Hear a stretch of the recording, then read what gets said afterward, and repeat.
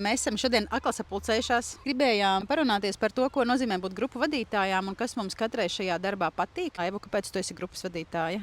Tāpēc, ka es satiku tevi pa dzīvi, tā cilvēks esmu, kas visu laiku kaut kur skrien, kustos darot, man droši vien nedarētu darbs, kur jāsēž uz vietas. Mums visām, tas, ka tā rutīna, mums nedara rutīnas darbs. Mēs arī ar Ilandu braucot no rīta, viņa teica, es tiešām nevaru iekļauties rāmī, man vajag darbu ārpus rāmja, darbu, kuras var būt radoša.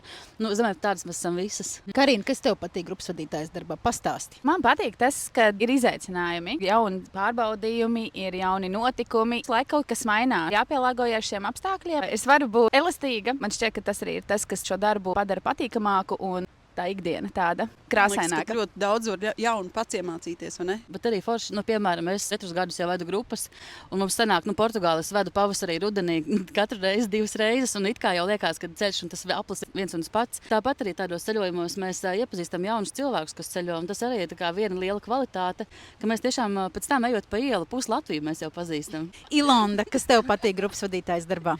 Man pilnīgi viss patīk, jo es tiešām neesmu sistēmas cilvēks. Šeit ir viss, ko es mīlu. Te ir ceļojumi, te ir jaunas valsts, jauni cilvēki, radošums, jauni izaicinājumi. Es jūtos šeit īstajā vietā.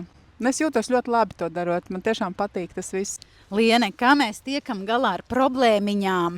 Problēmiņu nav. Grupa par tām neuzzina nekad, ja? Kā mēs tiekam, mēs izairējam visas problēmiņas. Kas ir mūsu 2 darba rīki? Udeklis un airi. Jā, jo grupu vadītājs vienmēr izairēs no jebkuras situācijas un izgludinās jebkuru problēmiņu.